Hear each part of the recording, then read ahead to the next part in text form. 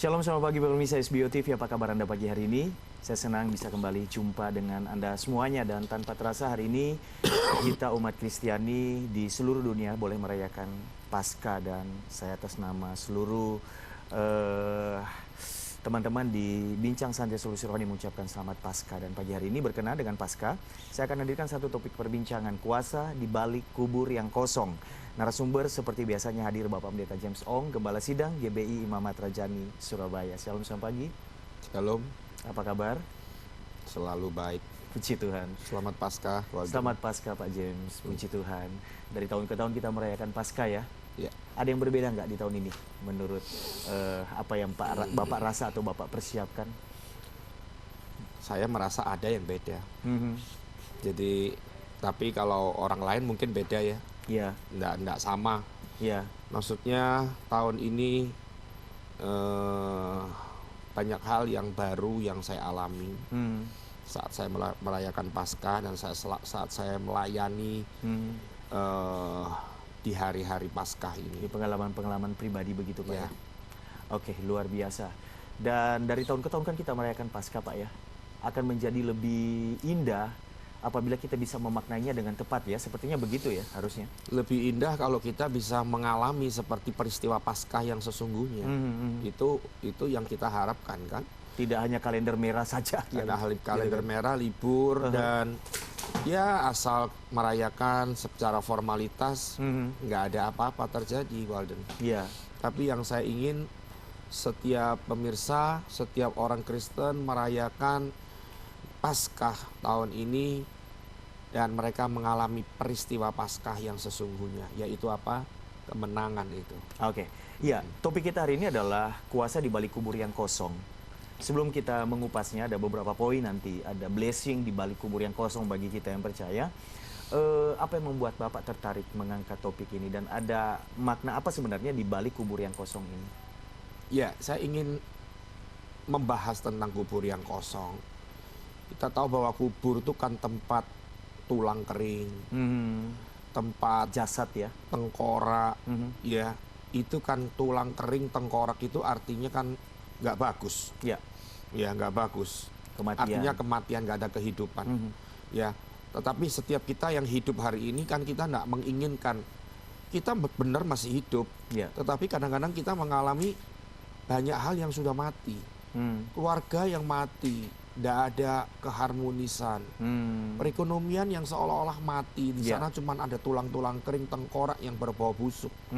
Tapi kita sekarang membahas bahwa Paskah itu sebetulnya bicara soal kubur yang kosong, di mana kubur Yesus sudah nggak ada lagi tulang belulang, sudah nggak ada lagi mayat di sana, sudah nggak ada lagi tengkorak di sana. Jadi bicara tentang kemenangan sebenarnya ya. Ya, berita Paskah kan berita kemenangan, Oke.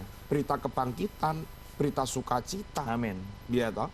Nah, banyak orang kepingin kuburnya kosong, banyak orang ingin Alami kemenangan. alami kemenangan. Iya kan, tapi kan cuma sedikit yang alami sesungguhnya. Tidak semua mengalami. Ya, itu dia. Oke. Baik, kita akan masuk di poin-poinnya dan hal pertama, kira-kira ada apa di balik kubur yang kosong ini, Pak? Gini loh, tadi saya bilang bahwa banyak semua orang mau kuburnya kosong, semuanya hidup artinya, nggak ada kematian. Ya. Tapi kadang-kadang ada sikap kita yang menghalangi. Apa itu? Kita perlu tahu, ya. Pertama, di Yohanes 20 ayat yang pertama, Walden, Ya. di sana dikatakan bahwa pada hari pertama minggu itu, pagi-pagi benar ketika hari masih gelap, pergilah Maria Magdalena ke kubur itu dan ia melihat bahwa batu telah diambil dari kubur. Ya. Nah, kata-kata ini dia mau ke kubur. Kalau kita saya hubungkan dengan Lukas 24, Ya. mereka ini mau merempah-rempahi mayat Yesus. Ya. Itu Artinya tradisi gini, di sana ya, nah, seperti itu. artinya gini, mereka tidak tahu, mereka tidak mengerti bahwa mayat Yesus sudah tidak ada lagi di kubur Sebab itu. dia telah bangkit, dia Nah, telah hidup. tapi anehnya kenapa mereka bisa nggak tahu? Padahal di Lukas 24 ayat 6, 7, dan 8 itu ada penjelasan bahwa mereka sudah diberitahu. Ya, tapi ternyata mereka tidak mengerti, Mas ya. Iya. Nah, ini kata-kata tidak mengerti ini kan sebuah kata-kata yang kita harus cermati. Iya, gimana itu Pak? Ya. Banyak orang itu sebetulnya dia harus mengalami kemenangan, tapi sebetulnya dia sudah bisa mengalami kemenangan, tapi dia belum mengalami kemenangan karena banyak hal yang masih belum mengerti dalam hidupnya. Belum dibukakan istilahnya begitu ya, Ya. dalam hidupnya. Jadi artinya gini, sebetulnya dia harus mengerti. Firman sudah diberitakan, ya kan? Kita sudah diberitakan firman. Orang lain ngerti, dia enggak ngerti. Iya. Itu kan sesuatu yang salah di kita. Seperti Maria Magdalena. Iya. Nah, kubur yang kosong, kemenangan itu, sukacita itu ternyata tertunda Karena gara-gara tidak kita mengerti. tidak mengerti. Oke. Ya, bahwa apa kan terjadi kita akan mengalami seperti itu. Kita mengharapkan itu terjadi. Dan sebenarnya itu sudah terjadi. Sudah terjadi, tapi karena kita tidak mengerti, Nggak ngalami. nggak ngalami. Nggak mengerti apa? Tadi saya kan bilang, Ya. sebetulnya kita mengerti semua dari firman. Sudah diberitahu. Sudah diberitahu, Ya. sudah diberitakan itu. Tapi kan kita ini seringkali tidak mengerti itu bukan karena apa? Karena kan kita ini acuh tak acuh. Banyak orang acuh tak acuh terhadap firman. Ya. Ketika Mestinya, ketika dia masih baik-baik semua, dia tidak terlalu memperhatikan firman. Dia tidak terlalu memperhatikan perkataan Yesus. Ya. Baru kalau sudah ngalami sesuatu yang hancur dalam hidupnya, oh baru dia fokus kepada firman Tuhan. Nah, ini kesalahan kita. Ya. Kesalahan kita. Jangan sampai itu tidak jangan sampai itu terjadi bagi kita juga. Jadi mengertilah bahwa Tuhan yang berfirman itu menggenapi firman-Nya begitu, dan alamilah kuasa firman-Nya itu begitu Pak ya. Iya. Kalau sampai kita tidak mengerti apa yang harusnya sudah kita terima, tertunda. Gini loh, kalau orang mengerti, dia pasti akan melakukan seperti yang Dia pahami. dia pahami. Oke, baik, kita lanjutkan di segmen berikut Pak James ya. Dan pemirsa jangan kemana-mana. Edisi Pasca hari ini mengambil topik berkat di balik kubur yang kosong. Akan kami lanjutkan perbincangannya sesaat lagi. Kami kembali.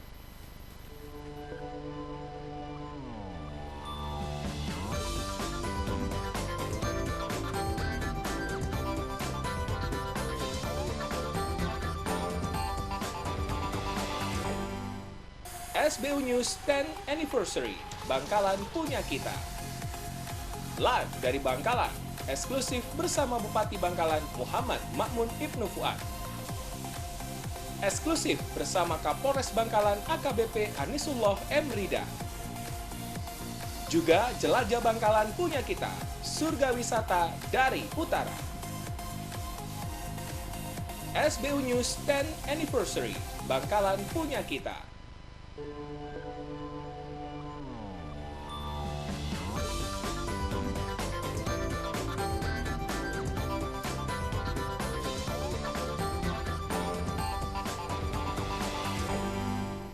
Iya, pemirsa SBO TV masih di edisi Pasca hari ini. Bincang Santai Solusi Rohani memperbincangkan berkat di balik kubur yang kosong. Saya bersama dengan Pak James. Dan Pak James, hal pertama yang kehilangan banget ya, kita apa istilahnya tidak mengalaminya karena kita tidak memahami.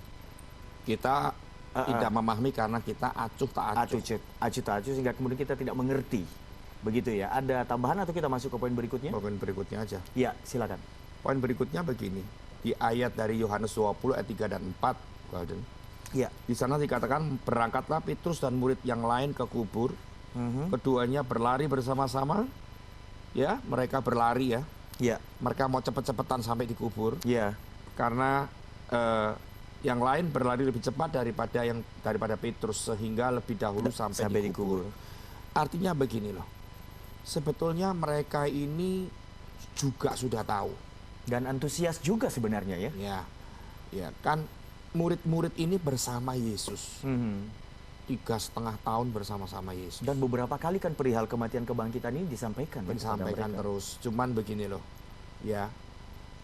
Kalau semua mereka masih masa-masa mereka Yesus masih baik-baik semua. Jaya. Mereka tidak mengalami persoalan. Setiap hari mereka kumpul sama Yesus. Cuman karena melayani KKR dan ini dan ini dan itu. Perkataan Yesus itu kurang mereka perhatikan karena mereka ini lebih fokus dengan diri mereka sendiri. Oke. gitu loh. Jadi kan gini, memang tiap orang tuh memiliki ego ya, Iya. Walden.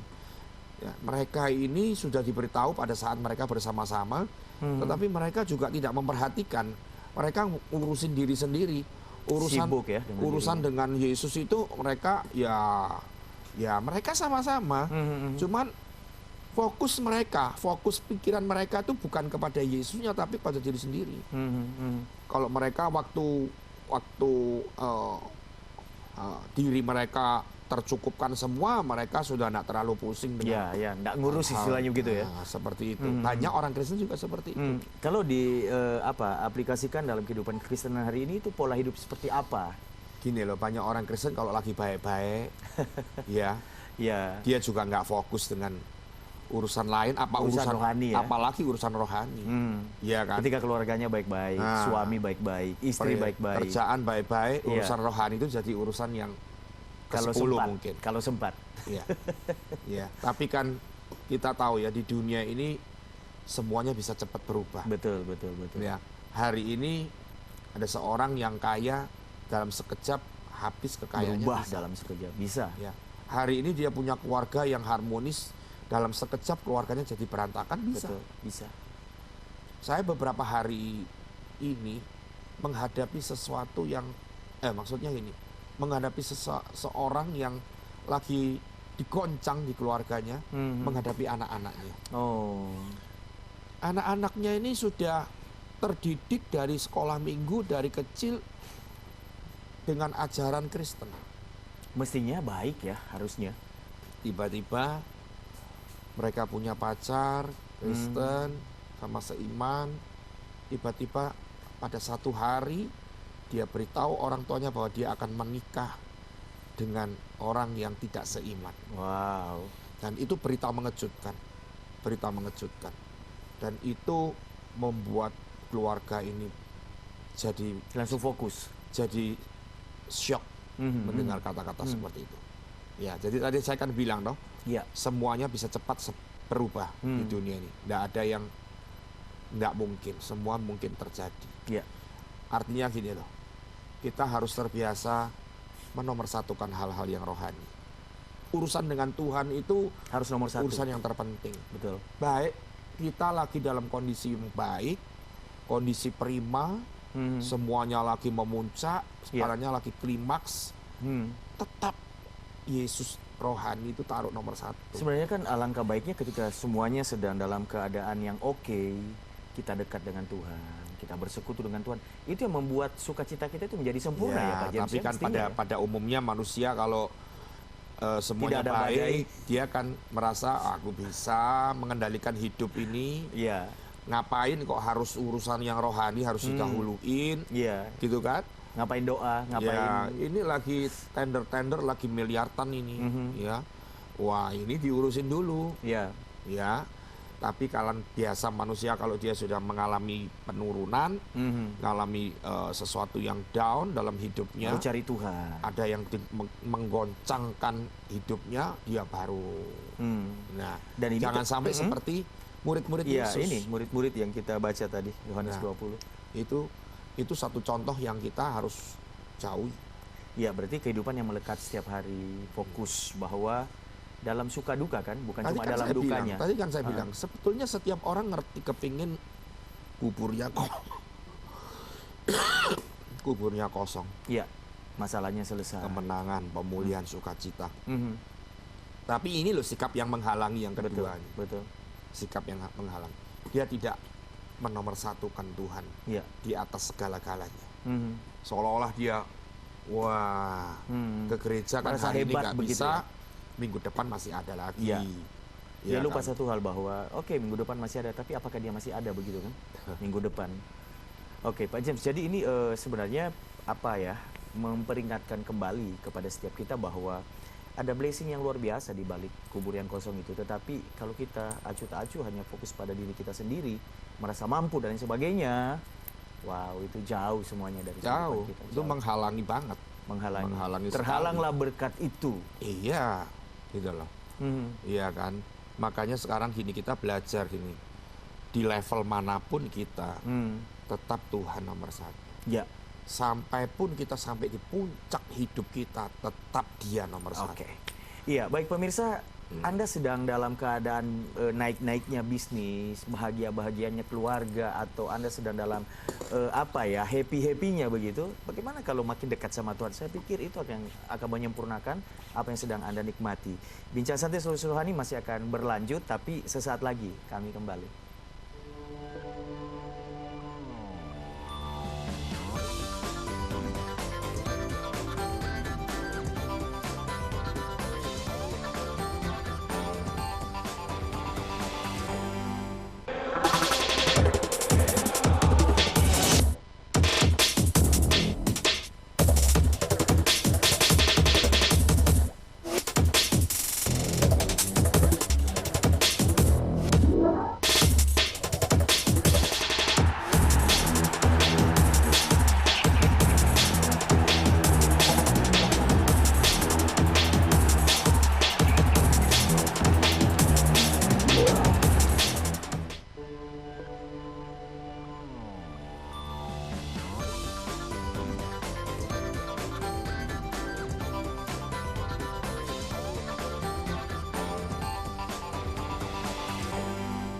Iya, pemirsa, Anda masih di Bincang Santai Solusi Rohani edisi Paskah hari ini.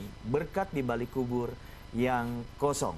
Dan saya sedang berbincang-bincang dengan narasumber Bapak Pendeta James Ong. Ada dua hal yang sudah kita bicarakan bersama, apa yang menghalangi berkat di balik kubur yang kosong kita terima dalam hidup kita. Dan kita masuk di hal yang ketiga, Pak ya. Apa itu, Pak? Hal yang ketiga saya mau baca sebentar Yohanes 20 ayat 5. Di sana dikatakan ia menjenguk ke dalam, ya, Petrus dan teman-teman maksudnya. Iya, yang berlari tadi itu. Ia menjenguk ke dalam dan melihat kain kapan terletak di tanah. Kain kapan tadinya kan kain yang membungkus mayat Yesus. Ya. Itu terletak di tanah. Artinya gini. Mayatnya udah tidak ada. Tidak ada mayat. Ya, akan tetapi ia tidak masuk ke dalam ayat 7. Sedang kain peluh yang tadinya ada di kepala Yesus tidak terletak dekat kain kapan, tetapi agak di samping di tempat yang lain dan sudah tergulung. Oke. Artinya gini, kain peluh itu kain yang mengikat kepala Yesus pada waktu dia mati. Mayat pada umumnya memakai kain itu ya. Oke. Nah, itu mereka melihat bahwa sudah terpisah dengan kain kapan dan sudah tergulung. Ya. Ini menandakan bahwa kemenangan terjadi. Sudah terjadi. Bangkitan terjadi. Tidak ada lagi identitas kematian di kuburan itu.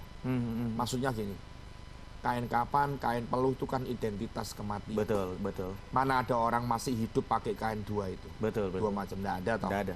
Nah, artinya gini, kita harus bebas dari identitas kematian dalam hidup kita.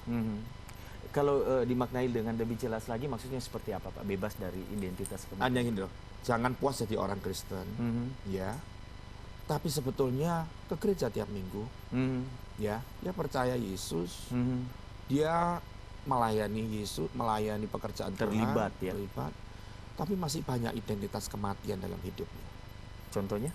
Ya, tadi kan kain peluh, kain kapan, ya. Masing-masingnya ini kan identitas kematian, barang-barangnya orang mati. Iya. Artinya gini loh, banyak orang yang kelihatannya hidup, tapi sebetulnya mati rohani. Gitu. Memakai identitas kematian tanpa dia sadari. Kelihatannya hidup, kelihatannya di depan orang dia bisa melayani macam-macam. Tapi sebetulnya banyak hal-hal yang mati dalam hidupnya. Terutama rohaninya mati. Dan kalau rohani mati, jangan harap ada sesuatu yang terjadi. Penghalang yang luar biasa. Itu penghalang yang luar biasa. Kenapa rohani bisa mati? Nah, itu pertanyaan. Itu kan pertanyaan yang perlu dipikirkan, toh. Kenapa bisa mati nih rohani? Nah, ya itu tadi. Kalau kita acuh tak acuh tadi yang pertama, yang kedua kita egois dengan urusan hanya mengurus diri kita sendiri, nggak urusan rohani, itu membuat akhirnya lama-lama kerohanian kita mati. Ya toh. Ya. Nah, sekarang ternyata begini, Tuhan itu pulihkan semua bidang dalam hidup kita, mampu, ya. Tapi Tuhan mau berurusan dulu dengan yang rohani. Bagian dalam hidup kita ini. Gini loh, Tuhan sanggup memulihkan secepat mungkin. Tetapi Tuhan mau mengubah kita dulu, karakter kita, rohani kita yang hancur, yang mati, iman kita yang sudah nggak nggak ada apa-apanya. Ini Tuhan mau pulihkan dulu di situ. Jadi bukan hal-hal jasmani dulu yang Oh, itu Tuhan. mengikut, Ya, itu ya. mengikut. Bayangkan loh, tadi kan kita baca bahwa batu besar di kubur Yesus Ya. itu tergolek, bertonton batu itu ya. itu terguling. Siapa yang bisa menggulingkan? Hanya Tuhan yang bisa. Itu kuasa Allah. Betul. Ya, artinya gini, kuasa Allah sampai hari ini masih terjadi. Ya, kuasa Allah sampai hari ini tidak terbatas. Tidak berubah. Tapi kenapa? Kenapa seolah-olah Tuhan belum memulihkan apa-apa dalam hidup kita? Kita harus ngerti, kita harus mau dipulihkan dulu dalam kerohanian kita. Oke. Kalau selama ini rohanimu hancur di hadapan Tuhan seolah-olah, di hadapan manusia seolah-olah engkau hebat hidup, tetapi di mata Tuhan sebetulnya mati. Tidak ada nilainya begitu Tidak ya. ada nilainya. Itu yang membuat tidak ada terjadi apa-apa. Iya, berarti pelayanan itu bagus, tetapi lebih bagus adalah ketika kita beres dari dalam manusia rohani kita Dan begitu ya. saya lihat begini, banyak worship leader, ya, Ya. di depan mimbar, wow, dia bisa ngangkat ratusan atau ribuan jemaat. Dia Dalam- memimpin ya. Nyanyinya hebat, memimpinnya, wah, Pokoknya bagus, profesional. ya. Tetapi saya mengenal kehidupannya di balik itu, ya. Dalam pekerjaannya dia curang, tiap hari dia tidak punya kehidupan doa, firman itu sudah jauh dari kegiatan setiap hari. Karakternya luar biasa, bukan luar biasa seperti Kristus, tapi luar Sebaliknya. biasa. Aduh, ya. Nah, itu. Jadi, tapi minggu di depan mimbar hebat, semua Ya. orang lihat acungkan jempol. Tapi rohaninya nol begitu. Nol. Nah, ini yang harus diurusin dulu. Tuhan mau pulihkan ini dulu. Baru kemudian Dan yang kita lainnya harus segera menyediakan diri untuk mau dipulihkan di situ dulu. Mau dipulihkan kan Tuhan tidak bisa langsung sepihak, Walden. Ya. Tuhan mau pulihkan rohani kita, tapi kalau kita menutup hati ya tidak bisa. Kita mesti tahu, oh ya Tuhan, aku mau diperbaiki dulu rohaniku. Kita harus terbuka. Harus bertindak, Ya. harus bertindak. Sudah tidak pernah berdoa mungkin, tidak pernah nyembah Tuhan, ya harus mau menyediakan Ya. waktu. Harus melakukannya kembali. Nah, baru Tuhan bisa melakukan sesuatu. Oke. Wow, Ya. ini hal-hal yang luar biasa yang diingatkan kembali sehingga kemudian pasca tahun ini menjadi maksimal dalam hidup kita bahwa berkat Iya. besar melalui Tadi pengorbanan kan saya Tuhan. bilang begini, Walden, ngerayakan Paskah tapi kalau tidak pernah ngalamin peristiwa kematian, Eman ya. kemenangan, peristiwa sukacita, buat apa? gitu Iya, loh, orang buat Surabaya apa? bilang eman begitu. Sayang, Ya, sayang begitulah, sekali. gitu. Jadi biarkan pembahasan kita pagi ini Memotivasi. memberikan pengertian dan memotivasi. Oke, kita masih punya satu segmen Pak. Kita simpan dulu. Dan pemirsa jangan kemana-mana, Bincang Santai Solusi Rohani edisi Pasca akan kembali sesaat lagi.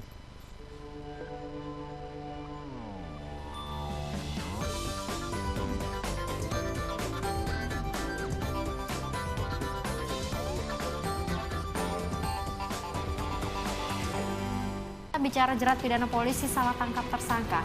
Memang banyak ya kejadian salah tangkap tersangka. Kalau tertangkap tangan, siapa saja bisa. Ini bukan tangkap tangan, berarti harus ada pertama, ada penyidikan, ada barang bukti.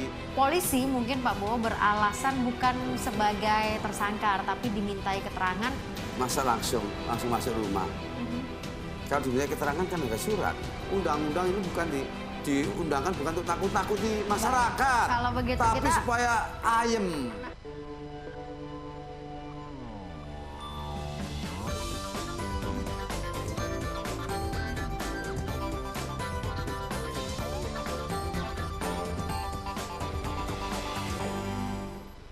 Ya, pemirsa, kita ada di segmen terakhir. Pasca yang kita rayakan hari ini membawa kemenangan bagi kita yang memahami dan kita yang mengerti, dan kita bisa menyingkirkan penghalang-penghalang yang selama ini membuat kita tidak bisa mengalami berkat di balik kubur yang kosong. Masih bersama Bapak Pendeta James Ong. Pak James, Natal, kelahiran, dan pasca kematian adalah realitas kehidupan. Tapi orang Kristen kan biasanya lebih ke Natalnya ya, daripada ke Paskanya. Tetapi sebenarnya Pasca itu, kalau saya mengikuti perbincangan poin hari ini, adalah Pasca itu adalah sumber kemenangan Ya. orang Kristen. Dan bagaimana kita bisa mengalaminya? Kita harus menyingkirkan banyak hal dari hidup kita. Hidup yang berpusat pada diri sendiri, acuh tak acuh, tidak mengutamakan Tuhan, dan lain sebagainya. Dan apakah hari ini kalau misalnya kita sedang terbelit banyak hal dalam hidup kita harus benar-benar istilahnya itu merendahkan diri di hadapan Tuhan sehingga pasca tahun ini menjadi titik balik pemulihan dalam kehidupan kita. Ya, jadi ingat pokoknya kata-kata saya, Walin. Sebelum Tuhan mau menyentuh masalah kita, Ya, Dia mau menyentuh roh kita. dulu. Ya, jadi Tuhan, saya katakan, menggolekkan batu Nggak sulit buat nggak Tuhan. sulit. Ya.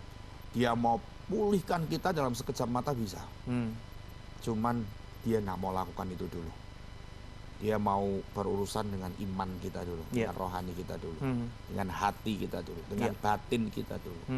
Kalau itu Tuhan sudah terlaksana, itu akan mengikuti. Oke. Itu akan mengikuti. Jadi kita harus terbuka, dikoreksi, kalau perlu kita bertobat, dan kemudian Jangan bilang kalau perlu, dan Harus ya? sangat perlu, Hmm, sangat perlu. ya, Jadi artinya gini loh, kalau identitas kematian itu masih ada dalam hidup kita, yo pasti kita harus bertobat oke. untuk Baik. mengalami kemenangan.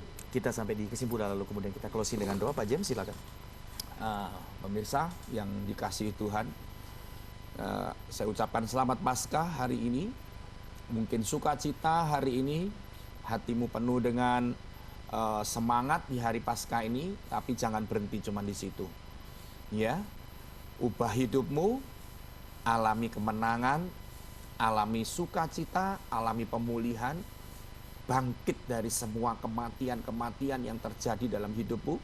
Seperti Kristus sudah dibangkitkan oleh kuasa yang dahsyat, seperti itu pun kita bisa alami. Amin.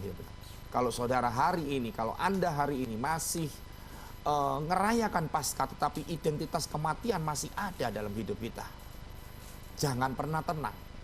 Sepanjang tahun, kematian demi kematian yang kita alami terus dalam hidup, jangan pernah tenang. Kita harus mengalami kebangkitan. Kuasa Allah yang membangkitkan semua yang mati dalam hidup kita. Sebab itu pesan saya, jangan pernah acuh tak acuh dengan perkataan Tuhan. Jangan pernah acuh tak acuh terhadap firman Tuhan. Dan yang kedua, taruh Tuhan di tempat yang pertama. Saat engkau gagal, saat engkau sukses, tetap Tuhan ditaruh di tempat yang pertama. Maka itu akan membuat sesuatu yang luar biasa terjadi dalam hidupmu. Amin. Mari kita berdoa. Bapak, kami bersyukur hari ini kami mengalami kebangkitan dan merayakan kebangkitan Kristus. Kami merayakan seluruh dunia bersuka cita karena Engkau sudah menang dan sudah bangkit. Dan kami berdoa khusus untuk pemirsa SBO TV. Hari ini mungkin mereka merayakan Paskah, tetapi dalam sebuah kesedihan yang dalam, dengan air mata yang mengalir, bukan karena sukacita tapi air mata duka cita. Mungkin ada seruan-seruan, jeritan-jeritan hati, jeritan suara kita kepada Tuhan, yang sampai hari ini kami belum mendapatkan jawaban apa-apa. Tetapi Tuhan, biar kami ngerti, Engkau sedang mau menyentuh hati kami dulu. Engkau sedang mau menyentuh roh kami dulu. Amin. Mau memulihkan itu dulu. Yang lain pasti akan mengikuti. Sebab itu biar setiap pemirsa sadar, dan kami ingin dipulihkan hati kami dulu. Biar kami akan melihat sesuatu yang besar terjadi, sesuatu yang indah terjadi. Engkau memberkati pemirsa SBO pagi ini Tuhan. Amin. Kami percaya roh penghiburan datang. Engkau curahkan roh penghiburan, roh kekuatan, sukacita dari Yesus Kristus. Itu yang terus mengangkat dan menopang kami semuanya. Amin. Dalam nama Yesus, haleluya. Amin. Amin. Pak James, sekali lagi selamat Paskah. Tuhan Yesus memberkati. Selamat Paskah. Iya. Baik pemirsa, demikian kebersamaan kita untuk Bincang Santai Solusi Rohani edisi Paskah hari ini dengan mengambil topik berkat di balik kubur yang kosong. Saya berdoa Paskah tahun ini bukan hanya kita berhasil maknai dengan baik, tapi kita alami kuasanya dan hidup kita berubah. Kita berjumpa di lain kesempatan. God bless you.